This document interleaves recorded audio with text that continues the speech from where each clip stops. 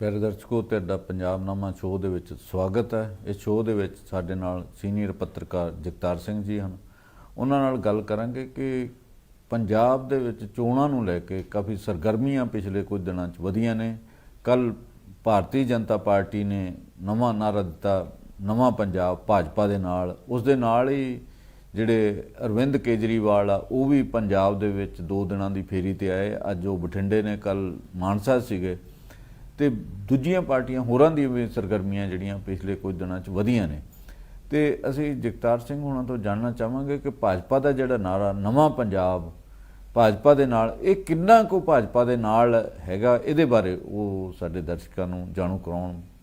ਜਗਤਾਰ ਜੀ, ਮੈਂ ਤਾਂ ਬੜੀ ਹੈਰਾਨੀ ਹੋਈ ਇਹਨਾਂ ਦੇ ਨਾਅਰੇ ਤੇ ਵੀ ਨਵਾਂ ਪੰਜਾਬ ਕਿਹੜਾ ਹੋ ਗਿਆ ਇਹ। ਪੰਜਾਬ ਤਾਂ ਇਹ ਸਦੀਆਂ ਪੁਰਾਣਾ ਹੈ, ਹਾਂਜੀ, ਉਹੀ ਚੱਲਦਾ ਆ ਰਿਹਾ ਹੈ। ਕਈ ਵਾਰੀ ਹੱਦਾਂ ਬੰਨੇ ਇਹਦੇ ਬਦਲੇ ਗਏ, ਤੇ ਪੰਜਾਬ ਪਾਕਿਸਤਾਨ 'ਚ ਵੀ ਹੈ ਤੇ ਹਿੰਦੁਸਤਾਨ ਦੇ ਵਿੱਚ ਵੀ ਹੈ। ਤੇ ਨਵਾਂ ਪੰਜਾਬ ਕਿਹੜਾ, ਮੇਰੇ ਤਾਂ ਇਹੀ ਪੱਲੇ ਨਹੀਂ ਪਈ। ਚਲੋ ਮੰਨ ਲਿਆ ਵੀ ਇਹਨਾਂ ਦੇ ਨਾਲ ਤਾਂ ਕੋਈ ਹੈ ਕਿ ਨਹੀਂ, ਇਹ ਗੱਲ ਬਾਅਦ ਹੀ ਦੇਖਣ ਵਾਲੀ ਹੈ। ਲਈ ਪਹਿਲੀ ਗੱਲ ਤਾਂ ਦੱਸਣਾ ਵੀ ਨਵਾਂ ਕਿਹੜਾ ਹੈ ਇਹਦੇ 'ਚ।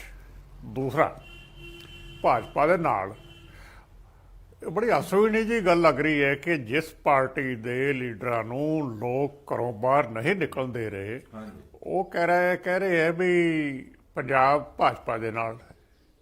ਇਹ ਸਾਰੀ ਗੱਲ ਬੜੀ ਅਜੀਬ ਜੀ ਹੈ। ਇਹ ਲੋਕਾਂ ਨੂੰ ਦੱਸਣ ਵੀ ਕਿਹੜਾ ਪੰਜਾਬ ਤੇ ਕਿਹੜੀ ਭਾਜਪਾ ਤੇ ਕਿਹੜੇ ਲੋਕ, ਇਹ ਕਿਹਨਾਂ ਦੀ ਗੱਲ ਕਰਦੇ ਆ। ਇਹ ਜਿਹੜਾ ਨਾਅਰਾ ਦੇਣ ਦੇ ਪਿੱਛੇ ਮੰਤਵ ਕੀ ਲੱਗਦਾ ਤੈਨੂੰ? ਨਹੀਂ, ਮੰਤਵ ਤਾਂ ਸਿੰਪਲ ਜਿਹਾ ਹੈ ਕਿ ਇਲੈਕਸ਼ਨ ਆ ਰਹੀ ਹੈ, ਹਾਂਜੀ, ਤੇ ਆਪਣੀ ਹੋਂਦ ਪਾਰਟੀ ਨੇ ਮਾੜੀ ਮੋਟੀ ਨੈਸ਼ਨਲ ਲੈਵਲ ਤੇ ਪੰਜਾਬ ਬਾਰੇ ਦੱਸਣੀ ਹੈ। ਪੰਜਾਬ ਦੇ ਵਿੱਚ 24-25 ਸਾਲ ਬਾਅਦ ਪਾਰਟੀ ਖੁਦ ਆਪਣੇ ਪੈਰਾਂ ਤੇ ਖੜੀ ਹੋ ਕੇ ਅਸੈਂਬਲੀ ਇਲੈਕਸ਼ਨ ਲੜੇਗੀ।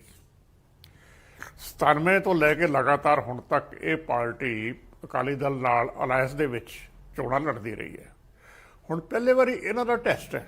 ਹਾਂਜੀ, ਨੈਸ਼ਨਲ ਲੈਵਲ ਤੇ ਨਰਿੰਦਰ ਮੋਦੀ ਜਿੰਨਾ ਸਟਰੋਂਗ ਲੀਡਰ ਭਾਜਪਾ ਦਾ ਅੱਜ ਤੱਕ 2 ਹੀ ਸੀ, ਪਹਿਲਾਂ ਵਾਜਪਾਈ ਜੀ ਸੀ, ਹੁਣ ਮੋਦੀ ਜੀ ਹੈ। ਤੇ ਬਹੁਤ ਸਟਰੋਂਗ ਲੀਡਰ ਹੈ ਜਿਹੜੇ ਨੈਸ਼ਨਲ ਲੈਵਲ ਤੇ ਲੱਗ ਰਿਹਾ ਕਿ ਜਿਨ੍ਹਾਂ ਦਾ ਤੋੜ ਕੋਈ ਨਹੀਂ ਦੇ ਸਕਦੀ ਆਪੋਜੀਸ਼ਨ ਹੁਣ ਤੱਕ। ਲੇਕਿਨ ਪੰਜਾਬ ਦੇ ਵਿੱਚ ਕੋਈ ਬੇਸ ਹੈ ਨਹੀਂ। ਇਹ ਹੋਣੀ ਨਹੀਂ ਵੀ ਆਪਾਂ ਨੇ ਪਿਛਲੀਆਂ ਇਲੈਕਸ਼ਨਾਂ ਵੀ ਦੇਖੀਆਂ, ਤੇ ਪੰਜਾਬ ਇੱਕ ਸਟੇਟ ਹੈ ਜਿੱਥੇ ਨਰਿੰਦਰ ਮੋਦੀ ਫੈਕਟਰ ਆਪਰੇਟ ਨਹੀਂ ਕੀਤਾ, ਹਾਂਜੀ, ਔਰ ਹੁਣ ਵੀ ਨਹੀਂ ਕਰ ਰਿਹਾ। ਸੋ ਇਹਨਾਂ ਦਾ ਮਕਸਦ ਇੰਨਾ ਹੀ ਸੀ ਕਿ ਆਪਣੀ ਹਾਜ਼ਰੀ ਲਵਾਈਏ, ਕਿਸੇ ਢੰਗ ਨਾਲ ਕੋਈ ਸੈਂਸੇਸ਼ਨ ਕ੍ਰੀਏਟ ਕਰਨ ਦੀ ਕੋਸ਼ਿਸ਼ ਕਰੀਏ। ਲੇਕਿਨ ਜਦ ਤੱਕ ਇਹਨਾਂ ਦੇ ਲੋਕ ਘਰੋਂ ਬਾਹਰ ਨਿਕਲ ਹੀ ਨਹੀਂ ਸਕਦੇ, ਉਹ ਤੱਕ ਤਾਂ ਮੇਰਾ ਖਿਆਲ ਹੈ ਚੰਡੀਗੜ੍ਹ ਬੈਠ ਕੇ ਜੋ ਮਰਜ਼ੀ ਕਰੀ ਜਾਣ, ਉਹਦੀ ਕੋਈ ਮੀਨਿੰਗ ਹੀ ਨਹੀਂ ਹੈ। ਪਿਛਲੀ ਵਿਧਾਨ ਸਭਾ ਚੋਣਾਂ 'ਚ 2 ਰੈਲੀਆਂ ਬੀਜੇਪੀ ਨੇ ਵੱਡੀਆਂ ਕੀਤੀਆਂ ਸੀ। ਇੱਕ ਜਲੰਧਰ ਕੀਤੀ ਸੀ, ਇੱਕ ਕੋਟਕਪੂਰਾ। ਦੋਨਾਂ ਦੇ ਵਿੱਚ ਪ੍ਰਧਾਨ ਮੰਤਰੀ ਨਰਿੰਦਰ ਮੋਦੀ ਆਏ ਸੀ ਤੇ ਦੋਨੇ ਰੈਲੀਆਂ ਇੱਕ ਤਰੀਕੇ ਨਾਲ ਫੇਲ ਹੋਈਆਂ ਸੀਗੀਆਂ। ਤੇ ਇਸ ਵਾਰੀ ਤਾਂ ਇਸ ਵਾਰ ਜਿਹੜਾ ਹੁਣ ਵਾਤਾਵਰਨ ਉਦੋਂ ਨਹੀਂ ਸੀਗਾ। ਉਦੋਂ 3 ਖੇਤੀ ਕਾਨੂੰਨ ਨਹੀਂ ਸੀ ਆਏ, ਹੁਣ ਤਾਂ 3 ਖੇਤੀ ਕਾਨੂੰਨ ਆ। ਤੇ ਜਿਹੜੀ ਮਹਿੰਗਾਈ ਆ ਉਹ ਲਗਾਤਾਰ ਇੰਨੀ ਵੱਧਦੀ ਜਾ ਰਹੀ ਹੈ। ਰੋਜ਼ ਸਵੇਰੇ ਉੱਠ ਕੇ ਦੇਖੀਦਾ ਤਾਂ ਤੇਲ, ਪੈਟਰੋਲ, ਡੀਜ਼ਲ ਤੇ ਗੈਸ ਜਿਹੜੀ ਹੈ, ਰਸੋਈ ਗੈਸ, ਉਹ ਲਗਾਤਾਰ ਵੱਧਦੀਆਂ ਜਾ ਰਹੀਆਂ ਮੇਰੇ ਖਿਆਲ।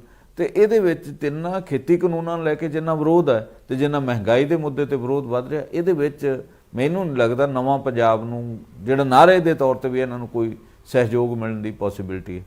ਅਸੈਂਬਲੀ ਇਲੈਕਸ਼ਨ ਤਾਂ ਪਿਛਲੀ ਬਹੁਤ ਪੁਰਾਣੀ ਹੋ ਗਈ। ਮੈਂ ਲੋਕ ਸਭਾ ਦੀ ਗੱਲ ਕਰੂੰਗਾ 2019 ਦੀ। ਹਾਂਜੀ ਹਾਂਜੀ, ਹੁਸ਼ਿਆਰਪੁਰ ਇਹਨਾਂ ਦੀ ਰੈਲੀ ਸੀ, ਮੋਦੀ ਜੀ ਆਏ ਸੀਗੇ, ਤੇ ਉੱਥੇ ਉਸ ਵੇਲੇ ਸਭ ਤੋਂ ਵੱਡੇ ਲੀਡਰ ਸਾਡੇ ਸਰਦਾਰ ਪ੍ਰਕਾਸ਼ ਸਿੰਘ ਬਾਦਲ ਅਕਾਲੀ ਦਲ ਦੇ, ਉਹ ਵੀ ਸਟੇਜ ਤੇ ਸੀਗੇ। ਤੇ ਉਹਨਾਂ ਨੇ ਆਪਣੀ ਸਪੀਚ ਤੋਂ ਬਾਅਦ, ਜਿਵੇਂ ਉਹ ਅਕਾਲੀ ਆਪਣੇ ਬੀਜੇਪੀ ਦੇ ਵਰਕਰ ਨਾਅਰੇ ਲਾਉਂਦੇ ਹੁੰਦੇ ਸੀ ਨਾ, ਮੋਦੀ ਮੋਦੀ ਮੋਦੀ, ਉਹਨਾਂ ਨੇ ਉਹ ਵੀ ਲਾਏ ਸੀਗੇ। ਬੜੀ ਹੈਰਾਨੀ ਦੀ ਗੱਲ ਹੈ ਵੀ ਇੰਨਾ ਸੀਨੀਅਰ ਲੀਡਰ ਹੋਵੇ ਤੇ ਇਹੋ ਜਿਹੇ ਨਾਅਰੇ ਲਾ ਰਿਹਾ ਹੋਵੇ। ਉਸ ਤੋਂ ਬਾਅਦ ਵੀ ਮੇਰਾ ਕਹਿਣ ਤੋਂ ਭਾਵ ਇਹ ਹੈ ਕਿ ਉਸ ਤੋਂ ਬਾਅਦ ਵੀ ਇਹਨਾਂ ਦੇ ਪੱਲੇ ਪੰਜਾਬ ਵਿੱਚ ਕੁਛ ਨਹੀਂ ਸੀ ਪਿਆ। ਅਕਾਲੀ ਦਲ ਤੇ ਬੀਜੇਪੀ ਬਾਕੀ ਹਿੰਦੁਸਤਾਨ ਦੇ ਮੁਕਾਬਲੇ ਕੁਝ ਵੀ ਨਹੀਂ ਸੀ। ਸੋ ਉਹ ਤਾਂ ਪੁਰਾਣੀ ਗੱਲ ਹੈ। ਹੁਣ ਜਦੋਂ ਬਿਲਕੁਲ ਪੂਰੀ ਚੜ੍ਹਤ ਸੀ ਮੋਦੀ ਸਾਹਿਬ ਦੀ, ਲੋਕ ਸਭਾ 'ਚ ਐਡੀਆਂ ਸੀਟਾਂ ਲੈ ਕੇ ਗਏ, ਪੰਜਾਬ ਨੇ ਇਹਨਾਂ ਨੂੰ ਹੁੰਗਾਰਾ ਨਹੀਂ ਭਰਿਆ ਇਹਨਾਂ ਦਾ। ਹੁਣ ਵੀ ਸਿਚੁਏਸ਼ਨ ਬਿਲਕੁਲ ਹੀ ਬਦਲੀ ਹੋਈ ਹੈ। ਜਦੋਂ ਮੈਂ ਕਹਿੰਦਾ ਕਿ ਹੁਣ ਇਹ ਘਰੋਂ ਬਾਹਰ ਨਿਕਲ ਹੀ ਨਹੀਂ ਸਕਦੇ, ਕਿਸਾਨਾਂ ਨੇ ਇਹਨਾਂ ਦੇ ਘਰਾਂ ਦੇ ਬਾਹਰ ਪਰਮਾਨੈਂਟ ਧਰਨੇ ਮਾਰੇ ਹੋਏ, ਹਾਂਜੀ ਹਾਂਜੀ ਤੇ ਮੈਨੂੰ ਨਹੀਂ ਲੱਗਦਾ ਕਿ ਇਹ ਇਸ ਹਾਲਤ ਦੇ ਵਿੱਚ ਜੇ ਕਿਸਾਨੀ ਮਸਲਿਆਂ ਦਾ ਕੋਈ ਹੱਲ ਨਹੀਂ ਹੁੰਦਾ ਤਾਂ ਇਹ ਕੰਪੇਨ ਕਰਨ ਦੇ ਕਾਬਲ ਵੀ ਹੋਣਗੇ। ਇਸ ਕਰਕੇ ਜਿਹੜਾ ਮੋਦੀ ਫੈਕਟਰ ਹੈ ਤੇ ਬਾਕੀ ਸਾਰੀ ਸਿਚੁਏਸ਼ਨ ਇਹਨਾਂ ਦੀ ਹੈਗੀ ਹੈ, ਇਹ ਸਿਰਫ ਨਾਮ ਮਾਤਰ ਆਪਣੀ ਪ੍ਰੈਜ਼ੈਂਸ ਸ਼ੋਅ ਕਰਨ ਵਾਸਤੇ ਹੈ। ਇਸ ਸਥਿਤੀ ਦੇ ਵਿੱਚ ਸਾਬਕਾ ਮੁੱਖ ਮੰਤਰੀ ਕੈਪਟਨ ਅਮਰਿੰਦਰ ਸਿੰਘ ਜਿਹੜੀ ਨਵੀਂ ਪਾਰਟੀ ਬਣਾ ਕੇ ਭਾਜਪਾ ਦੇ ਨਾਲ ਗੱਠਜੋੜ ਕਰਕੇ ਚੋਣਾਂ ਲੜਨਾ ਚਾਹੁੰਦੇ, ਉਹਨਾਂ ਦੀ ਫੇਟ ਕੀ ਸਮਝਦੇ ਹੋ ਤੁਸੀਂ ਹੋਏਗੀ? ਤੇ ਉਹਨਾਂ ਨੇ ਤਾਂ ਦੇਖੋ ਆਪਣੇ ਪੈਰੀਂ ਆਪ ਘੋੜਾ ਮਾਰਿਆ। ਮੈਂ ਇਹਨੂੰ ਹੋਰ ਅੱਗੇ ਲੈ ਕੇ ਚੱਲਦਾ ਹਾਂ। ਉਹਨਾਂ ਨੇ ਪਹਿਲਾਂ ਘੋੜਾ ਲੱਭਿਆ ਤੇ ਫਿਰ ਪੈਰ ਮਾਰਿਆ ਉੱਤੇ। ਅੱਛਾ, ਜਿਸ ਇਨਸਾਨ ਨੂੰ ਇੰਨਾ ਵੱਡਾ ਮੈਂਡੇਟ ਅਸੈਂਬਲੀ ਇਲੈਕਸ਼ਨ 'ਚ ਪੰਜਾਬ ਦੇ ਲੋਕਾਂ ਨੇ ਦਿੱਤਾ ਹੋਵੇ ਤੇ ਉਹ ਇਸ ਹਾਲਤ ਦੇ ਵਿੱਚ ਪਹੁੰਚ ਜਾਣ 4.5 ਸਾਲ ਬਾਅਦ, ਉਹਨਾਂ ਤੇ ਇਲਜ਼ਾਮ ਲੱਗੇ ਕਿ ਉਹਨਾਂ ਨੇ ਸਰਕਾਰ ਨਹੀਂ ਚਲਾਈ, ਘਰੋਂ ਬਾਹਰ ਨਿਕਲੇ ਹੀ ਨਹੀਂ ਉਹ ਵੀ। ਹਾਂਜੀ, ਪਹਿਲਾਂ ਸਰਕਾਰੀ ਰੈਜ਼ੀਡੈਂਸ ਕੁਝ ਦੇਰ ਰਹੇ, ਫਿਰ ਫਾਰਮ ਹਾਊਸ ਬਣਾ ਕੇ ਆਰਾਮ ਨਾਲ ਉੱਥੇ ਆਪਣੇ ਆਪ ਨੂੰ ਬੰਦ ਕਰ ਲਿਆ ਤੇ ਸਰਕਾਰ ਠੇਕੇ ਦੇ ਦੇਤੀ, ਵਰਚੁਅਲੀ ਆਊਟਸੋਰਸ ਕਰਤੀ। ਇਸ਼ੂ ਪੰਜਾਬ ਦੇ ਉੱਥੇ ਹੀ ਖੜੇ ਰਹਿ ਗਏ ਜਿਹੜੇ 17 ਦੇ ਵਿੱਚ ਸੀ। ਅੱਜ ਦੀ ਡੇਟ ਦੇ ਵਿੱਚ ਕਾਂਗਰਸ ਤੇ ਅਕਾਲੀ ਦਲ ਬੀਜੇਪੀ ਜਿਹੜੀ ਕੋਲੀਸ਼ਨ ਸੀ, ਕੋਈ ਫਰਕ ਨਹੀਂਗਾ। ਹੁਣ ਜਦੋਂ ਉਸ ਸਿਚੁਏਸ਼ਨ 'ਚ ਨਾਨ ਗਵਰਨੈਂਸ ਤੋਂ ਬਾਅਦ ਕੈਪਟਨ ਸਾਹਿਬ ਆਪਣੀ ਨਵੀਂ ਪਾਰਟੀ ਬਣਾਉਣ ਦੀ ਕੋਸ਼ਿਸ਼ ਕਰ ਰਹੇ ਹੈ ਤੇ ਲੋਕ ਪੁੱਛਣਗੇ ਵੀ ਤੁਹਾਡੀ 4.5 ਸਾਲ ਦੀ ਕਾਰਗੁਜ਼ਾਰੀ ਕੀ ਸੀ, ਤੁਸੀਂ ਸੁੱਤੇ ਕਿਉਂ ਰਹੇ ਆਪਣੇ ਟਰਮ ਦੇ ਵਿੱਚ? ਕੋਈ ਜਵਾਬ ਦੇ ਸਕਦੇ? ਮੇਰੇ ਖਿਆਲ ਦੇ ਵਿੱਚ ਨਹੀਂ ਦੇ ਸਕਦੇ। ਉਹ ਆਪਣੀ ਪ੍ਰੈਸ ਕਾਨਫਰੰਸ 'ਚ ਕੁਝ ਕਾਗਜ਼ ਚੱਕ ਕੇ ਲਿਆਏ ਸੀ ਵੀ ਸਾਡੇ ਆ ਮੇਰੀਆਂ ਅਚੀਵਮੈਂਟਸ ਹੈ। ਉਹਦਾ ਰੂਟੀਨ ਜਿਹੜੀ ਗਵਰਨੈਂਸ ਹੁੰਦੀ ਹੈ ਉਹਦੇ ਵਿੱਚ ਸਰਕਾਰਾਂ ਉਹਨੇ ਤਾਂ ਆਪਣੇ ਆਪ ਹੀ ਕੰਮ ਕਰਦੀਆਂ, ਜੋ ਪੁਸ਼ ਹੁੰਦੀ ਹੈ ਸੀਐਮ ਦੇ ਲੈਵਲ ਤੇ, ਪਾਲਿਸੀ ਡਿਸੀਜਨ ਮੇਕਿੰਗ ਦੇ ਲੈਵਲ ਤੇ ਹੈ ਨਹੀਂ ਸੀ। ਔਰ 4.5 ਸਾਲ ਕੈਪਟਨ ਸਾਹਿਬ ਨਜ਼ਰ ਹੀ ਨਹੀਂ ਆਏ। ਇਸ ਕਰਕੇ ਜਿਹੜਾ ਇਹਨਾਂ ਦਾ ਪਿਛੋਕੜ ਹੈ 4.5 ਸਾਲ ਦਾ, ਉਹ ਜੋ ਹੁਣ ਕਰਨਾ ਚਾਹੁੰਦੇ ਹੈ ਉਹਦੇ ਉੱਤੇ ਹੈਵੀ ਛਾਏਗਾ ਤੇ ਮੇਰੇ ਖਿਆਲ ਦੇ ਵਿੱਚ ਕੋਈ ਬਹੁਤਾ ਫਰਕ ਪੰਜਾਬ ਦੇ ਡਾਇਨਾਮਿਕਸ ਨੂੰ ਇਹਨਾਂ ਦਾ ਨਹੀਂ ਪਏਗਾ। ਇਹਨੂੰ ਉਸ ਪ੍ਰੈਸ ਕਾਨਫਰੰਸ ਦੇ ਵਿੱਚ ਇਹਨਾਂ ਦਾਅਵਾ ਕੀਤਾ ਵੀ ਮੈਂ 92% ਵਾਅਦੇ ਪੂਰੇ ਕਰ ਦਿੱਤੇ ਆ। ਹਕੀਕਤ ਦੇ ਵਿੱਚ ਤਾਂ ਉਹ ਸਾਰੀਆਂ ਅਲਾਮਤਾਂ ਉਵੇਂ ਦੀਆਂ ਉਵੇਂ ਸੀਗੀਆਂ ਜਿਹੜੀਆਂ ਇਹਨਾਂ ਦੀ ਸਰਕਾਰ ਆਉਣ ਤੋਂ ਪਹਿਲਾਂ ਵੀ ਸੀਗੀਆਂ। ਨਹੀਂ, ਮੈਂ ਤਾਂ ਛੋਟੀ ਜਿਹੀ ਗੱਲ ਐਗਜ਼ਾਮਪਲ ਦਿੰਦਾ ਵੀ ਟਰਾਂਸਪੋਰਟ ਡਿਪਾਰਟਮੈਂਟ ਲੈ ਲਓ। ਹਾਂਜੀ ਹਾਂਜੀ, ਹੁਣ ਜੇ ਬੱਸਾਂ ਇਲੀਗਲ ਫੜੀਆਂ ਜਾ ਰਹੀਆਂ ਤੇ 4.5 ਸਾਲ ਇਹਨਾਂ ਤੇ ਐਕਸ਼ਨ ਕਿਉਂ ਨਹੀਂ ਹੋਇਆ? ਸਿਰਫ ਐਕਸ਼ਨ ਹੀ ਨਹੀਂ, ਤੁਸੀਂ ਦੇਖੋ ਵੀ ਜਿਹੜੇ ਪ੍ਰੈਫਰੈਂਸ਼ੀਅਲ ਟਾਈਮ ਟੇਬਲ ਹੈ, ਜਿੱਥੇ ਪ੍ਰਾਈਵੇਟ ਬੱਸਾਂ ਨੂੰ ਬਹੁਤ ਪ੍ਰੈਫਰੈਂਸ ਮਿਲੀ ਹੋਈ ਹੈ, ਉਹ ਵੀ ਚੇਂਜ ਨਹੀਂ ਕੀਤਾ ਹੋਇਆ। ਸੋ ਇਹ ਕਹਿਣਾ ਕਿ ਮੈਂ ਇੰਨੇ ਵਾਅਦੇ ਪੂਰੇ ਕੀਤੇ, ਮੈਂ ਜਿਹੜੀ ਗੱਲ ਕੀਤੀ ਪਹਿਲਾਂ ਵੀ ਕਿ ਜੋ ਸਮੱਸਿਆ ਪੰਜਾਬ ਦੀ 2017 ਦੇ ਵਿੱਚ ਸੀ ਉਹੀ ਅੱਜ ਹੈ। ਉਹੀ ਮਾਫੀਆ ਰਾਜ, ਉਹੀ ਸੈਂਡ ਮਾਈਨਿੰਗ, ਉਹੀ ਕਰਪਸ਼ਨ ਸਗੋਂ ਵਧੀ ਹੈ ਰਾਦਰ। ਜਦੋਂ ਮੈਂ ਕਹਿੰਦਾ ਕਾਂਗਰਸ ਤੇ ਅਕਾਲੀ ਦਲ 'ਚ ਕੋਈ ਫਰਕ ਨਹੀਂ, ਕਿਸੇ ਗੱਲ ਤੇ ਵੀ ਕੋਈ ਫਰਕ ਨਹੀਂ ਹੈ। ਉਨਾ ਹੀ ਕਰਪਟ, ਉਨਾ ਹੀ ਡੀਜਨਰੇਟਡ ਪਾਰਟੀਜ਼ ਦੋਵੇਂ। ਸੋ ਇਹਨਾਂ ਸਾਰੀਆਂ ਗੱਲਾਂ ਦਾ ਜਵਾਬ ਤਾਂ ਹੁਣ ਕੈਪਟਨ ਸਾਹਿਬ ਨੂੰ ਦੇਣਾ ਪੈਣਾ। ਜਿਹੜੀ ਐਂਟੀ ਇਨਕੰਬੈਂਸੀ ਹੈ ਇਹਨਾਂ ਦੀ, ਹਾਂਜੀ ਹਾਂਜੀ, ਉਹ ਕਾਂਗਰਸ ਛੱਡ ਕੇ ਖਤਮ ਨਹੀਂ ਹੋ ਜਾਂਦੀ। ਉਹ ਐਂਟੀ ਇਨਕੰਬੈਂਸੀ ਇਕੱਲੀ ਕਾਂਗਰਸ ਦੀ ਨਹੀਂ ਹੈ, ਇਹਨਾਂ ਦੀ ਸਰਕਾਰ ਦੀ ਹੈ। ਤੇ ਮੁੱਖ ਮੰਤਰੀ ਕੈਪਟਨ ਸਾਹਿਬ ਸੀਗੇ ਤੇ ਦੱਸਣ ਪਹਿਲਾਂ ਬਈ ਉਹਨਾਂ ਨੇ 4.5 ਸਾਲ ਕੀ ਕੀਤਾ ਤੇ ਘਰੋਂ ਬਾਹਰ ਕਿਉਂ ਨਹੀਂ ਨਿਕਲੇ। ਮੈਨੂੰ ਲੱਗਦਾ ਇਹ ਜਿਹੜੀ ਐਂਟੀ ਇਨਕੰਬੈਂਸੀ ਆ ਉਹਦੇ ਨਾਲੋਂ ਵੀ ਜਿਹੜਾ ਜਿਹਨੂੰ ਅਸੀਂ ਸਥਾਪਤੀ ਵਿਰੋਧੀ ਰੁਝਾਨ ਹੈ, ਉਹ ਬੀਜੇਪੀ ਨਾਲ ਜਾਣ ਦੇ ਮੁੱਦੇ ਦੇ ਉੱਪਰ ਹੋਰ ਵਧੇਗਾ। ਇਹਨਾਂ ਨੂੰ ਹੋਰ ਜ਼ਿਆਦਾ ਸਵਾਲ ਜਿਹੜੇ ਆ, ਕਿਉਂਕਿ ਬੀਜੇਪੀ ਦੇ ਰਾਜ ਭਾਗ ਦੇ ਵਿੱਚ ਜਿੰਨਾ ਸੰਘੀ ਢਾਂਚੇ ਦੇ ਉੱਪਰ ਹਮਲੇ ਹੋਏ ਆ ਉਹਨੇ ਕਦੇ ਵੀ ਨਹੀਂ ਸੀ ਹੋਏ। ਭਾਵੇਂ ਅਸੀਂ ਤਿੰਨੇ ਖੇਤੀ ਕਾਲੇ ਕਾਨੂੰਨਾਂ ਦਾ ਲੈ ਲਈਏ, ਜਾਂ BSF ਵਾਲਾ ਲੈ ਲਈਏ, ਜਾਂ ਕੋਈ ਹੋਰ ਮਾਮਲੇ ਲੈ ਲਈਏ, ਜਾਂ ਕੋਵਿਡ ਦੇ ਦੌਰਾਨ ਜਿਹੜਾ ਡਾਇਜੈਸਟਰ ਮੈਨੇਜਮੈਂਟ ਦੇ ਤਹਿਤ, ਜਾਂ GST ਦੇ ਤਹਿਤ ਜਿੰਨਾ ਸੂਬਿਆਂ ਦੇ ਉੱਪਰ ਸੰਘੀ ਢਾਂਚੇ ਤੇ ਹਮਲਾ ਹੋਇਆ, ਪਹਿਲਾਂ ਮੇਰਾ ਖਿਆਲ ਸ਼ਾਇਦ ਨਹੀਂ ਹੋਇਆ। ਨਹੀਂ, ਉਹ ਤਾਂ ਬੀਜੇਪੀ ਦੀ ਸੈਂਟਰਲਾਈਜੇਸ਼ਨ ਦੀ ਪਾਲਿਸੀ ਹੈ। ਹਾਂਜੀ, ਇਹ ਨਹੀਂ ਕਿ ਬੀਜੇਪੀ ਦੀ ਐਕਸਕਲੂਸਿਵਲੀ ਪਾਲਿਸੀ ਹੈ। ਪਹਿਲਾਂ ਕਾਂਗਰਸ ਵੀ ਇਸ ਪਾਸੇ ਹੀ ਤੁਰਦੀ ਰਹੀ ਹੈ। ਹਿੰਦੁਸਤਾਨ ਦਾ ਵਿਧਾਨ ਉਰਦਲੀ ਫੈਡਰਲ ਸੀ। ਹੌਲੀ ਹੌਲੀ ਕਾਂਗਰਸ ਨੇ ਸੈਂਟਰਲਾਈਜ਼ ਕਰਨਾ ਸ਼ੁਰੂ ਕੀਤਾ। ਬੀਜੇਪੀ ਉਸ ਜਿਹੜਾ ਪ੍ਰਕਿਰਿਆ ਸੀ ਉਹਨੂੰ ਬਹੁਤ ਅੱਗੇ ਲੈ ਗਈ। ਬੀਜੇਪੀ ਸਿਰਫ ਸਰਕਾਰੀ ਨਹੀਂ, ਇਹ ਹਿੰਦੁਸਤਾਨ ਦੀ ਕਲਚਰ ਦੀ ਵੀ ਹੋਮੋਜਨਾਈਜੇਸ਼ਨ ਕਰਨਾ ਚਾਹੁੰਦੀ ਹੈ। ਸੋ ਇਹ ਅਟੈਕ ਹੋਰ ਤਰ੍ਹਾਂ ਦਾ ਹੈਗਾ। ਪੰਜਾਬ ਬਾਕੀ ਸੂਬਿਆਂ ਨਾਲੋਂ ਵੱਖਰੀ ਸਟੇਟ ਹੈ ਜਿੱਥੇ ਜਿਹੜੀ ਮਾਈਨੋਰਿਟੀ ਹੈ ਉਹ ਮੈਜੋਰਿਟੀ 'ਚ ਹੈ। ਇਸ ਕਰਕੇ ਜਿਹੜਾ ਪੰਜਾਬ ਤੇ ਅਸਰ ਹੈ ਇਹਨਾਂ ਦੀ ਹਿੰਦੂਤਵਾ ਪਾਲਿਸੀ ਦਾ ਉਹ ਸਭ ਤੋਂ ਜ਼ਿਆਦਾ ਪੈਂਦਾ ਹੈ ਔਰ ਇੱਥੇ ਹੀ ਇਹਨਾਂ ਨੂੰ ਐਡਜਸਟ ਕੀਤਾ ਜਾਏਗਾ ਸਭ ਤੋਂ ਜ਼ਿਆਦਾ। ਕਸ਼ਮੀਰ ਤੇ ਪੰਜਾਬ, ਕਸ਼ਮੀਰ ਹੋਰ ਸਿਚੁਏਸ਼ਨ ਦੇ ਵਿੱਚ ਹੈ, ਪੰਜਾਬ ਇਸ ਵੇਲੇ ਹੋਰ ਸਿਚੁਏਸ਼ਨ ਦੇ ਵਿੱਚ ਹੈ, ਲੇਕਿਨ ਦੋ ਹੀ ਸਟੇਟਸ ਹੈਗੀਆਂ ਜਿੱਥੇ ਮਾਈਨੋਰਿਟੀਜ਼ ਡੋਮੀਨੇਟ ਕਰਦੀਆਂ। ਸੋ ਜਿਹੜਾ ਪੰਜਾਬ ਦੀ ਸਿਚੁਏਸ਼ਨ ਹੈਗੀ ਹੈ ਬੀਜੇਪੀ ਦੀ, ਲਗਾਤਾਰ ਜਿਹੜੀਆਂ ਪਾਲਿਸੀਜ਼ ਉਹਨਾਂ ਦੀ ਆ ਰਹੀਆਂ ਹੈ, ਜਿਹੜਾ ਸਾਡਾ ਇੱਥੇ ਨੈਰੇਟਿਵ ਹੈ ਪੰਜਾਬ ਦਾ ਉਹਦੇ ਬਿਲਕੁਲ ਉਲਟ ਹੈ। ਅਸੀਂ ਲੜਾਈ ਲੜ ਰਹੇ ਹਾਂ 1952 ਤੋਂ ਫੈਡਰਲਿਜ਼ਮ ਦੀ। ਅਕਾਲੀ ਦਲ ਨੇ 52 ਦੀ ਇਲੈਕਸ਼ਨ ਇਸੇ ਨਾਅਰੇ ਤੇ ਹੀ ਲੜੀ ਸੀ ਔਰ ਲਗਾਤਾਰ ਇਹ ਇਤਿਹਾਸ ਚੱਲਦਾ ਆ ਰਿਹਾ। ਕੱਲ੍ਹ ਵੀ ਜਦੋਂ ਕਿਸਾਨਾਂ ਨੇ ਪੁੱਛਿਆ ਸੀ ਅਰਵਿੰਦ ਕੇਜਰੀਵਾਲ ਦਿੱਲੀ ਦੇ ਚੀਫ ਮਿਨਿਸਟਰ ਮਾਨਸਾ ਆਏ ਵੇ ਵੀ ਤੁਸੀਂ ਆਪਣਾ ਸਟੈਂਡ ਕਲੀਅਰ ਕਰੋ 370 ਬਾਰੇ, ਫੈਡਰਲਿਜ਼ਮ ਬਾਰੇ, ਉਹਨਾਂ ਕੋਲ ਜਵਾਬ ਹੈ ਨਹੀਂ ਸੀ। ਕਹਿੰਦੇ ਵੀ ਇਹ ਤਾਂ ਪੋਲੀਟੀਕਲ ਗੱਲ ਹੈ। ਨਹੀਂ, ਉਹਦਾ ਜਵਾਬ ਕੀ ਹੋ ਸਕਦਾ, ਕਿਉਂਕਿ ਉਹਨਾਂ ਨੇ ਹੱਕ 'ਚ ਵੋਟ ਪਾਈ ਹੈ।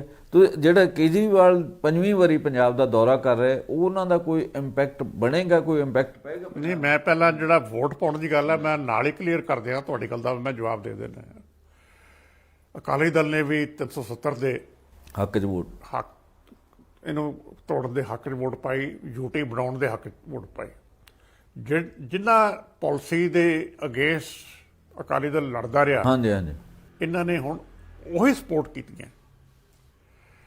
ਤਾਂ ਉਸ ਕੰਟੈਕਸਟ ਦੇ ਵਿੱਚ ਜੇ ਆਪਾਂ ਲਈਏ ਅਰਵਿੰਦ ਕੇਜਰੀਵਾਲ, ਇਹਨਾਂ ਨੇ ਵੀ ਉਹੀ, ਕੇਜਰੀਵਾਲ ਨੂੰ ਮੈਂ ਹੋਰ ਤਰ੍ਹਾਂ ਡਿਫਾਈਨ ਕਰਦਾ ਹਾਂ ਥੋੜ੍ਹਾ ਜਿਹਾ। ਇਹ ਦਿੱਲੀ 'ਚ ਹਨੂੰਮਾਨ ਚਾਲੀਸਾ ਵੀ ਪੜ੍ਹਦੇ ਹੈ। ਹਾਂਜੀ, ਹੁਣ ਅਯੋਧਿਆ ਵੀ ਮੱਥਾ ਟੇਕਿਆ। ਸਾਨੂੰ ਕਿਸੇ ਨੂੰ ਕੋਈ ਇਤਰਾਜ਼ ਨਹੀਂ, ਨਾ ਹਨੂੰਮਾਨ ਚਾਲੀਸਾ ਤੇ ਨਾ ਅਯੋਧਿਆ ਜਾ ਕੇ ਮੱਥੇ ਟੇਕਣ ਤੇ। ਗੱਲ ਪਾਲਿਸੀ ਦੀ ਹੈ। ਬੀਜੇਪੀ ਹਿੰਦੂਤਵਾ ਪਾਰਟੀ ਹੈ, ਓਪਨ ਹੈ। ਇਹ ਦਿੱਲੀ ਦੀ ਸਿਆਸਤ ਦੇ ਵਿੱਚ ਆਪਣੇ ਆਪ ਨੂੰ ਇੱਕ ਹਿੰਦੂ ਪਾਰਟੀ ਆਪ ਵਾਲੇ ਪੇਸ਼ ਕਰਨਾ ਚਾਹੁੰਦੇ ਆ ਔਰ ਕਰ ਰਹੇ ਆ। ਜਿਹੜਾ ਉਹ ਇਮੇਜ ਹੈ ਕੇਜਰੀਵਾਲ ਜੀ ਦਾ, ਉਹ ਪੰਜਾਬ ਦੇ ਵਿੱਚ ਨਹੀਂ ਚੱਲਦਾ। ਸੋ ਇਹਨਾਂ ਨੂੰ ਜੇ ਕਹਿਣ ਵੀ ਅਸੀਂ ਸਿਰਫ ਇਕਨੋਮਿਕਸ ਇਸ਼ੂਜ਼ ਲੈ ਕੇ ਕੁਝ ਰਿਲੀਫ ਦੇ ਕੇ ਬਿਜਲੀ ਦੇ ਬਿੱਲ ਮਾਫ ਕਰਕੇ ਵੋਟਾਂ ਲੈ ਲਾਂਗੇ, ਤੇ ਇਹਨਾਂ ਨੂੰ ਇੰਨਾ ਕੁ ਇਤਿਹਾਸ ਪਤਾ ਹੋਣਾ ਚਾਹੀਦਾ ਹੈ ਵੀ ਅਕਾਲੀ ਦਲ ਨੇ 97 'ਚ ਬਿਜਲੀ ਦੇ ਬਿੱਲ ਮਾਫ ਕੀਤੇ ਸੀ ਕਿਸਾਨਾਂ ਦੇ। ਬੜੀ ਵੱਡੀ ਗੱਲ ਸੀਗੀ। 99 ਦੀ ਲੋਕ ਸਭਾ ਇਲੈਕਸ਼ਨ 'ਚ ਸੀਟ ਇੱਕ ਆਈ ਸੀ ਅਕਾਲੀ ਦਲ ਦੀ, ਔਰ ਸੁਖਬੀਰ ਸਿੰਘ ਬਾਦਲ ਜਿਨ੍ਹਾਂ ਦਾ ਫਾਦਰ ਸਤ ਪ੍ਰਕਾਸ਼ ਸਿੰਘ ਬਾਦਲ ਉਹਦਾ ਮੁੱਖ ਮੰਤਰੀ ਸੀ, ਉਹ ਵੀ ਹਾਰ ਗਏ। ਹਾਂਜੀ, ਫਰੀਦਕੋਟ ਤੋਂ। ਸੋ ਇਹ ਇਸ ਤਰ੍ਹਾਂ ਪੰਜਾਬ ਇਸ ਤਰ੍ਹਾਂ ਮੂਵ ਨਹੀਂ ਕਰਦਾ। ਉਹ ਦੇਖਣ ਨੂੰ ਲੱਗਦਾ ਵੀ ਇਹ ਅਸੀਂ ਦੇ ਕੇ ਕੰਸੈਸ਼ਨ ਤੇ ਵੋਟਾਂ ਖਰੀਦ ਲਾਂਗੇ। ਜੇ ਇਹੀ ਗੱਲ ਹੁੰਦੀ ਤੇ ਬਰਗਾੜੀ ਦਾ ਇਸ਼ੂ ਐਡਾ ਵੱਡਾ ਬਣ ਕੇ ਨਾ ਖੜਿਆ ਰਹਿੰਦਾ ਇੰਨੇ ਸਾਲ ਵੀ। ਇਹਦਾ ਮਤਲਬ ਪਿੱਛੇ ਕੁਝ ਹੋਰ ਹੈ ਪੰਜਾਬ ਦੇ ਸਿਸਟਮ ਦੇ ਵਿੱਚ ਜਿਹੜਾ ਡਿਕਟੇਟ ਕਰਦਾ ਹੈ ਸਾਰੇ ਪੋਲੀਟੀਕਲ ਨੈਰੇਟਿਵ ਨੂੰ। ਉਸ ਕੰਟੈਕਸਟ ਦੇ ਵਿੱਚ ਜੇ ਦੇਖਿਆ ਜਾਵੇ, ਜਿਹੜੀ ਸਮਝ ਕੇਜਰੀਵਾਲ ਸਾਹਿਬ ਦੀ ਹੈ ਉਹ ਵੱਖਰੀ ਤਰ੍ਹਾਂ ਦੀ ਹੈ। ਲੇਕਿਨ ਨਾਲ ਹੀ ਮੈਂ ਗੱਲ ਹੋਰ ਕਲੀਅਰ ਕਰੂੰਗਾ। ਹਾਂਜੀ, ਪੰਜਾਬ ਦੇ ਲੋਕ ਅਕਾਲੀ ਦਲ ਤੇ ਕਾਂਗਰਸ ਇਹਨਾਂ ਦੋਵਾਂ ਪਾਰਟੀਆਂ ਤੋਂ ਅੱਕ ਚੁੱਕੇ ਹੈ। ਬਿਲਕੁਲ ਛੁਟਕਾਰਾ ਚਾਹੁੰਦੇ, ਉਹ ਬਦਲ ਚਾਹੁੰਦੇ ਆ। ਲੇਕਿਨ ਬਦਲ ਜਿਸ ਢੰਗ ਦਾ ਕੇਜਰੀਵਾਲ ਹੋਰੀ ਦੇਣਾ ਚਾਹੁੰਦੇ ਹੈ, ਮੇਰੇ ਖਿਆਲ 'ਚ ਲੋਕ ਉਹਨੂੰ ਬਹੁਤਾ ਪਸੰਦ ਨਾ ਕਰਨ। ਲੋੜ ਹੈ ਬਦਲ ਦੀ। ਜਿਹੜਾ ਬਦਲ ਹੈ ਉਹਦੀ ਰੂਪ ਰੇਖਾ ਪੰਜਾਬ ਦੀ ਹੋਵੇ। ਹਨੂੰਮਾਨ ਚਾਲੀਸਾ ਪੜ੍ਹ ਕੇ ਪੰਜਾਬ ਦੇ ਵਿੱਚ ਵੋਟਾਂ ਨਹੀਂ ਪੈਣੀਆਂ। ਇਹਦਾ ਮਤਲਬ ਉਹਨਾਂ ਦੀ ਜਿਹੜੀ ਇਹ 2 ਦਿਨ ਦੀ ਹੈ ਜਾਂ 5ਵੀਂ ਯਾਤਰਾ ਜਿਹੜੀ ਹੈ ਪੰਜਾਬ ਦੀ, ਇਹਦਾ ਕੋਈ ਬਹੁਤਾ ਸਾਰਥਕ ਸਿੱਟੇ ਨਹੀਂ ਨਿਕਲਣਗੇ? ਨਹੀਂ, ਇਹ ਮੈਂ ਨਹੀਂ ਕਹਿੰਦਾ ਵੀ ਸਿੱਟੇ ਨਹੀਂ ਨਿਕਲਣਗੇ। ਗੱਲ ਓਵਰਆਲ ਪਾਲਿਸੀ ਦੀ ਹੈ, ਉਹ ਜ਼ੋਰ ਲਾਉਣਾ ਚਾਹੀਦਾ, ਕਿਉਂਕਿ ਪੰਜਾਬ ਦੇ ਵਿੱਚ ਬਹੁਤ ਸਕੋਪ ਹੈ। ਸਕੋਪ ਪਿਛਲੀ ਵਾਰੀ ਵੀ ਸੀ ਔਰ ਪਿਛਲੀ ਵਾਰੀ ਆਪ ਦੀ ਚੜ੍ਹਤ ਹੁਣ ਨਾਲੋਂ ਬਹੁਤ ਜ਼ਿਆਦਾ ਸੀ। ਉਦੋਂ ਤਾਂ ਲੋਕ ਆਪ ਮੁਹਾਰੇ ਆਪ ਵੱਲ ਨੂੰ, ਹੁਣ ਲੋਕ ਆਪ ਮੁਹਾਰੇ ਨਹੀਂ ਜਾ ਰਹੇ। ਹੁਣ ਇਹ ਜਿਸ ਪਾਰਟੀ ਕੋਲੇ ਹੁਣ ਤੱਕ ਚਿਹਰਾ ਹੀ ਕੋਈ ਨਹੀਂ ਸੀ, ਆਪਦਾ ਲੀਡਰ ਹੀ ਕੋਈ ਨਹੀਂ, ਮੈਂ ਤਾਂ ਕਹਿ ਰਿਹਾ ਨਾ, ਤੇ ਉਹਦੀ ਇਹ ਸਮੱਸਿਆ ਬਣ ਜਾਵੇ। ਕੋਈ ਪਹਿਲਾਂ ਲੀਡਰ ਲੱਭੀਏ, ਲੋਕ ਤਿਆਰ ਹੋਣ, ਪਾਰਟੀ ਤਿਆਰ ਨਾ ਹੋਵੇ, ਔਰ ਪਾਰਟੀ ਦੀ ਜਿਹੜੀ ਬੇਸਿਕ ਪਾਲਿਸੀ ਹੈ ਉਹ ਹਿੰਦੂਤਵਾ ਤੋਂ ਸਿਰਫ ਥੋੜੀ ਜਿਹੀ ਵੱਖਰੀ ਹੋਵੇ, ਤੇ ਉਹ ਸਮੱਸਿਆਵਾਂ ਸਾਰੀਆਂ ਹੈਗੀਆਂ। ਇਸ ਕਰਕੇ ਕੁਐਸਚਨ ਮਾਰਕ ਹਜੇ ਲੱਗਿਆ ਹੋਇਆ ਹੈ। ਪੰਜਾਬ ਦੀ ਸਿਚੁਏਸ਼ਨ ਇਸੇ ਕਰਕੇ ਹੀ ਕਨਫਿਊਜ਼ਿੰਗ ਹੈ ਹੁਣ ਤੱਕ। ਨਹੀਂ ਤਾਂ ਪੰਜਾਬ ਦੀ ਸਿਚੁਏਸ਼ਨ ਇਲੈਕਸ਼ਨ ਤੋਂ 4 ਮਹੀਨੇ ਪਹਿਲਾਂ, 5 ਮਹੀਨੇ ਪਹਿਲਾਂ ਬਿਲਕੁਲ ਕਲੀਅਰ ਹੁੰਦੀ ਸੀ। ਅੱਜ ਦੀ ਡੇਟ ਦੇ ਵਿੱਚ ਇਸੇ ਕਰਕੇ ਅੱਜ ਨਾ ਤਾਂ ਆਪ ਦਾ ਲੱਗ ਰਿਹਾ ਕਿ ਇਹ ਸਰਕਾਰ ਬਣਾ ਸਕਦੇ ਆ ਤੇ ਨਾ ਕਿਸੇ ਹੋਰ ਪਾਰਟੀ ਦਾ ਲੱਗ ਰਿਹਾ। ਇੱਕ ਜਗਤਾਰ ਜੀ, ਸਾਰੇ ਕੁਝ ਨੂੰ ਦੇਖਦੇ ਹੋਇਆ ਪੰਜਾਬ ਦੇ ਲੋਕ ਬਦਲ ਤਾਂ ਚਾਹੁੰਦੇ ਆ, ਕਾਂਗਰਸ ਤੋਂ ਅਕਾਲੀ ਦਲ ਤੋਂ ਇੱਕ ਬਦਲ ਚਾਹੁੰਦੇ, ਉਹਨਾਂ ਦੀ ਇੱਛਾ, ਉਹਨਾਂ ਦੇ ਇਸ ਤਰੀਕੇ ਦੀਆਂ ਆਕਾਂਖਸ਼ਾ, ਮਤਲਬ ਹਿੰਦੀ ਦਾ ਅਸੀਂ ਵਰਤ ਰਹੇ, ਮਤਲਬ ਉਹਨਾਂ ਦੇ ਵਿੱਚ ਇਸ ਗੱਲ ਦੀ ਜੋਸ਼ ਹੈਗਾ ਕਿ ਪੰਜਾਬ ਦੇ ਵਿੱਚ ਜਿਹੜੇ ਸੱਤਾ ਬਦਲਣੀ ਚਾਹੀਦੀ, ਪਰਿਵਰਤਨ ਹੋਣਾ ਚਾਹੀਦਾ, ਤਬਦੀਲੀ ਹੋਣੀ ਚਾਹੀਦੀ ਹੈ। ਉਹ ਕਿਸਾਨ ਮੋਰਚੇ ਵੱਲ ਜਿਹੜਾ ਨਾ, ਸੰਯੁਕਤ ਕਿਸਾਨ ਮੋਰਚੇ ਵੱਲ ਵੀ ਦੇਖਦੇ ਆ। ਤੁਹਾਨੂੰ ਲੱਗਦਾ ਕਿ ਸੰਯੁਕਤ ਕਿਸਾਨ ਮੋਰਚਾ ਕੋਈ ਇਹਨਾਂ ਚੋਣਾਂ ਦੇ ਵਿੱਚ ਕੋਈ ਗੱਲ ਕਰੇਗਾ? ਨਹੀਂ, ਗੱਲ ਕਰੇ ਜਾਂ ਨਾ ਕਰੇ, ਇਸ ਸਟਰਗਲ ਦਾ ਸਿੱਧਾ ਅਸਰ ਇਹਨਾਂ ਚੋਣਾਂ ਦੇ ਪੈਣਾ ਹੈ। ਉਹ ਕਿਸ ਢੰਗ ਨਾਲ ਪੈਣਾ ਹੈ ਉਹ ਵੱਖਰਾ ਇਸ਼ੂ ਹੈ। ਹੁਣ ਤੱਕ ਕੋਈ ਇੰਡੀਕੇਸ਼ਨ ਨਹੀਂ ਹੈ ਕਿ ਕਿਸਾਨ ਲੀਡਰਾਂ ਨੇ ਆਪ ਚੋਣ ਲੜਨੀ ਹੈ। ਜਿਹੜੀ ਗੱਲ ਵਾਰ-ਵਾਰ ਉਧਰੋਂ ਨਿਕਲ ਕੇ ਆ ਰਹੀ ਹੈ, ਉਹ ਸਟੇਟਮੈਂਟ ਵੀ ਦੇ ਰਹੇ ਹੈ ਕਿ ਅਸੀਂ ਸਿੱਧੇ ਕੋਈ ਚੋਣ ਨਹੀਂ ਲੜਨੀ। ਹਰਿਆਣੇ ਵਾਲੇ ਗੁਰਨਾਮ ਸਿੰਘ ਟੜੂਨੀ ਉਹ ਵੀ ਹੁਣ ਕਲੀਅਰ ਕਰਦੇ ਜਾ ਰਹੇ ਹੈ ਕਿ ਅਸੀਂ ਸਿੱਧੀ ਨਹੀਂ ਲੜਨੀ, ਅਸੀਂ ਧਿਰ ਬਣਾਂਗੇ। ਕਿਸਾਨ ਸੰਘਰਸ਼ ਆਪਣੇ ਆਪ ਦੇ ਵਿੱਚ ਬਹੁਤ ਵੱਡੀ ਧਿਰ ਹੈ। ਹਾਂਜੀ, ਤੇ ਸਾਰੀਆਂ ਪਾਰਟੀਆਂ ਦਾ ਰੋਲ ਕਲੀਅਰ ਹੈ ਕਿ ਕਿਸ ਪਾਰਟੀ ਨੇ ਇਹ ਕਾਨੂੰਨ ਬਣਨ ਤੋਂ ਲੈ ਕੇ ਅੱਜ ਤੱਕ ਕੀ ਰੋਲ ਅਦਾ ਕੀਤਾ ਹੈ। ਸੋ ਉਹ ਸਾਰੀ ਗੱਲ ਸਾਹਮਣੇ ਆਏਗੀ ਜੋ ਇਲੈਕਸ਼ਨ ਅਨਾਉਂਸ ਹੋਏਗੀ ਮੇਰੇ ਖਿਆਲ ਦੇ ਵਿੱਚ। ਸੋ ਜਿਹੜੀ ਪੰਜਾਬ ਦੀ ਜਿੱਤ ਹਾਰ ਹੈ ਜਿਹਦੀ ਵੀ ਹੋਣੀ ਹੈ, ਉਹਦੇ ਵਿੱਚ ਸਭ ਤੋਂ ਵੱਡਾ ਫੈਸਲਾ ਕੌਣ ਰੋਲ ਅਦਾ ਕਰਨਾ ਹੈ, ਉਹ ਇਸ ਸੰਘਰਸ਼ ਨੇ ਅਦਾ ਕਰਨਾ ਹੈ। ਇੱਕ ਗੱਲ ਇਸ ਕਿਸਾਨ ਸੰਘਰਸ਼ ਨੇ ਜਿਹੜੀ ਦਿੱਤੀ ਹੈ, ਮਤਲਬ ਉਹਨੇ ਸਾਰੀਆਂ ਪਾਰਟੀਆਂ ਦੀ ਲੀਡਰਸ਼ਿਪ ਨੂੰ ਕੁਐਸਚਨ ਕਰਨੇ ਸ਼ੁਰੂ ਕੀਤੇ ਆ। ਮਤਲਬ ਕੋਈ ਵੀ ਲੀਡਰ ਬਾਹਰ ਨਿਕਲੇ, ਗੱਲ ਕਰੇ, ਆਪਣਾ ਮੈਨੀਫੈਸਟੋ ਦੀ ਗੱਲ ਕਰੇ ਜਾਂ ਕੋਈ ਚਰਚਾ ਕਰੇ, ਉਹ ਸਵਾਲ ਕਰਦੇ ਵੀ ਆਹ ਜਿਹੜੇ ਮੁੱਦੇ ਪੰਜਾਬ ਨੂੰ ਦਰਪੇਸ਼ ਹੈ, ਇਹਨਾਂ ਦੇ ਉੱਪਰ ਤੁਹਾਡਾ ਸਟੈਂਡ ਕੀ ਹੈ। ਉਹਦੇ ਵਿੱਚ ਮੇਰੇ ਖਿਆਲ ਅਜੇ ਤੱਕ ਸਾਰੀ ਲੀਡਰਸ਼ਿਪ ਜਿਹੜੀ ਆ ਪੰਜਾਬ ਦੀ ਘਿਰਦੀ ਨਜ਼ਰ ਆਉਂਦੀ ਹੈ। ਇਹ ਜਿਹੜਾ ਵਰਤਾਰਾ, ਇਹਦੇ ਬਾਰੇ ਤੁਸੀਂ? ਇਹ ਬੜਾ ਹੀ ਪੋਜ਼ਿਟਿਵ ਵਰਤਾਰਾ ਹੈ ਮੇਰੇ ਖਿਆਲ ਦੇ ਵਿੱਚ। ਹਰ ਲੀਡਰ ਅਕਾਊਂਟੇਬਲ ਹੋਣਾ ਚਾਹੀਦਾ ਲੋਕਾਂ ਦੇ ਸਾਹਮਣੇ। ਹਾਂਜੀ, ਹੁੰਦਾ ਇਹ ਹੈ ਕਿ 5 ਸਾਲ ਬਾਅਦ ਲੋਕ ਜਾਂਦੇ ਆ, ਲੀਡਰ ਲੋਕਾਂ ਨਾਲ ਵਾਅਦੇ ਕਰਕੇ ਆ ਜਾਂਦੇ ਆ, ਮੁੜ ਕੇ ਸ਼ਕਲਾਂ ਨਹੀਂ ਦਿਖਾਉਂਦੇ। ਤੇ ਜਦੋਂ ਜਿੱਤ ਜਾਂਦੇ ਆ ਤੇ ਇਹਨਾਂ ਨਾਲ 50-50 ਬੰਦੇ ਪੁਲਿਸ ਤੇ ਹੁੰਦੇ ਆ, ਕਿਸੇ ਆਮ ਬੰਦੇ ਨੂੰ ਨੇੜੇ ਲੱਗਣ ਦਿੰਦੇ। ਸੋ ਜਿਹੜਾ ਇਹ ਟ੍ਰੈਂਡ ਸ਼ੁਰੂ ਹੋ ਗਿਆ ਵੀ ਹਰ ਲੀਡਰ ਨੂੰ ਕੁਐਸਚਨ ਕਰੋ, ਲੀਡਰ ਦੱਸੇ ਵੀ ਉਹਨੇ ਕਿਸੇ ਪਿੰਡ ਵਾਸਤੇ, ਲੋਕਾਂ ਵਾਸਤੇ, ਗਲੀ ਮੁਹੱਲੇ ਵਾਸਤੇ ਕੀ ਕੰਮ ਕੀਤਾ। ਮੇਰੇ ਖਿਆਲ ਦੇ ਵਿੱਚ ਇਹ ਆਪਣੇ ਆਪ ਦੇ ਵਿੱਚ ਹੀ ਇੱਕ ਇਨਕਲਾਬੀ ਕਦਮ ਹੈ ਤੇ ਇਸ ਗੱਲ ਨੂੰ ਨੈਸ਼ਨਲ ਲੈਵਲ ਤੇ ਅੱਗੇ ਵਧਾਉਣਾ ਚਾਹੀਦਾ ਹੈ। ਜਿਹੜਾ ਕਿਸਾਨੀ ਸੰਘਰਸ਼ ਹੈ, ਇਹ ਹੁਣ ਸਿਰਫ ਇਹੀ ਨਹੀਂ ਰਹਿ ਗਿਆ ਵੀ ਅਸੀਂ 3 ਬਿੱਲ ਵਾਪਸ ਕਰਾਉਣੇ ਆ। ਜਿਹੜੇ ਨਵੇਂ ਟ੍ਰੈਂਡ, ਨਵਾਂ ਨੈਰੇਟਿਵ ਇਸ ਸੰਘਰਸ਼ ਸਿਰਜ ਰਿਹਾ, ਉਹਦੀ ਜਿਹੜੀ ਇੰਪੋਰਟੈਂਸ ਹੈ ਉਹ ਨੈਸ਼ਨਲ ਲੈਵਲ ਤੇ ਹੈ। ਉਹਦੇ ਵਿੱਚੋਂ ਇੱਕ ਇਹ ਹੈ ਕਿ ਆਪਣੇ ਜਿਹੜੇ ਲੀਡਰ ਹੈ, MLA ਹੈ ਜਾਂ ਜਿਹੜੇ ਕੈਂਡੀਡੇਟਸ ਹੈ, ਉਹਨਾਂ ਨੂੰ ਅਕਾਊਂਟੇਬਲ ਬਣਾਓ, ਉਹਨਾਂ ਨੂੰ ਕੁਐਸਚਨ ਕਰੋ। ਇਹ ਬਹੁਤ ਜ਼ਰੂਰੀ ਹੈ ਮੇਰੇ ਖਿਆਲ 'ਚ। ਇਹ ਗੱਲ ਅੱਗੇ ਵਧਣੀ ਚਾਹੀਦੀ ਹੈ।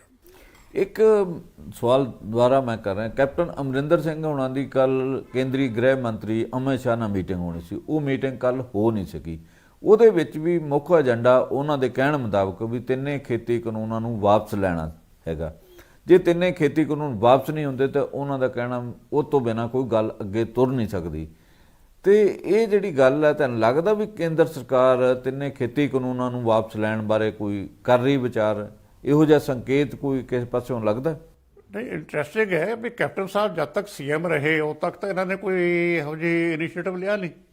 ਹੁਣ ਸਡਨਲੀ ਉਹਨਾਂ ਨੂੰ ਖੇਤੀ ਕਾਨੂੰਨ ਯਾਦ ਆ ਗਏ।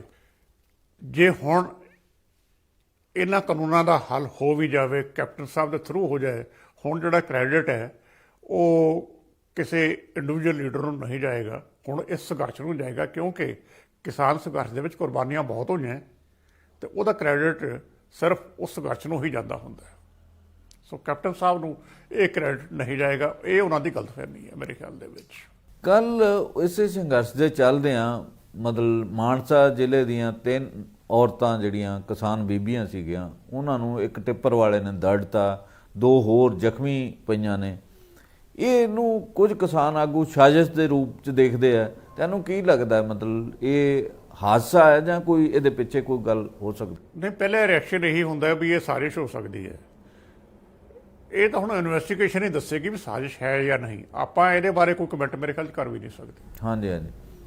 ਤੇ ਓਵਰਆਲ ਜਿਹੜੀ ਪੰਜਾਬ ਦੀ ਸਥਿਤੀ ਜਿਹੜੀ ਆ ਰਾਜਨੀਤਿਕ ਸਥਿਤੀ ਇਹ ਕਿਹੜੇ ਪਾਸੇ ਵੱਲ ਨੂੰ ਜਾਏਗੀ? ਅੱਜ ਕੋਈ ਇਹਦੇ ਬਾਰੇ ਕੋਈ ਠੋਸ ਟਿੱਪਣੀ ਕੀਤੀ ਜਾ ਸਕਦੀ? ਮੇਰੇ ਖਿਆਲ 'ਚ ਜਿਹੜਾ ਟ੍ਰੈਂਡ ਹੈ ਖਾਸ ਕਰਕੇ ਕਿਸਾਨੀ ਸੰਘਰਸ਼ ਦੇ ਕੰਟੈਕਸਟ ਦੇ ਵਿੱਚ ਇਹ ਬੜਾ ਹੀ ਪੋਜ਼ਿਟਿਵ ਹੈ ਠੀਕ। ਤੇ ਪੋਲੀਟੀਕਲ ਪਾਰਟੀਆਂ ਆਪਣਾ ਆਪਣਾ ਏਜੰਡਾ ਲੈ ਕੇ ਲੋਕਾਂ ਕੋਲ ਆਉਣਗੀਆਂ ਤੇ ਲੋਕ ਉਹਨਾਂ ਨੂੰ ਕੁਐਸਚਨ ਕਰਨਗੇ ਤੇ ਫਿਰ ਉਹ ਆਪਣੇ ਫੈਸਲੇ ਕਰਨਗੇ। ਤੇ ਜਿਹੜਾ ਕੁਐਸਚਨ ਕਰਨ ਵਾਲਾ ਮੈਨੂੰ ਲੱਗਦਾ ਵੀ ਹਰਿਆਣੇ ਦੇ ਵਿੱਚ ਵੀ ਜਿਹੜੇ ਕਿਸਾਨ ਆਗੂ ਆ, ਕਿਸਾਨ ਜਿਹੜੇ ਸਧਾਰਨ ਕਿਸਾਨ ਉਹ ਵੀ ਕੁਐਸਚਨ ਕਰਨ ਲੱਗੇ ਆ, ਤੇ ਇਹ ਵਰਤਾਰਾ ਪੂਰੇ ਦੇਸ਼ 'ਚ ਨਹੀਂ ਫੈਲੇਗਾ ਤੁਹਾਨੂੰ ਲੱਗਦਾ? ਨਹੀਂ, ਫੈਲਣਾ ਚਾਹੀਦਾ ਹੈ। ਮੈਂ ਇਹ ਕਹਿ ਰਿਹਾ ਕਿਸਾਨ ਸੰਘਰਸ਼ ਦੀ ਇੱਕ ਬਹੁਤ ਵੱਡੀ ਕੰਟਰੀਬਿਊਸ਼ਨ ਹੋਏਗੀ ਜੇ ਇਹ ਵਰਤਾਰਾ ਸਾਰੇ ਹਿੰਦੁਸਤਾਨ ਦੇ ਵਿੱਚ ਫੈਲ ਜਾਏ। ਸੋ ਜਗਤਾਰ ਜੀ, ਸਾਡੇ ਸ਼ੋਅ 'ਚ ਜੁੜਨ ਲਈ ਤੁਹਾਡਾ ਬਹੁਤ ਬਹੁਤ ਸ਼ੁਕਰੀਆ। ਇੱਥੇ ਅਸੀਂ ਆਪਣੇ ਦਰਸ਼ਕਾਂ ਕੋਲੋਂ ਆਗਿਆ ਲੈਂਦੇ। ਬਹੁਤ ਬਹੁਤ ਧੰਨਵਾਦ।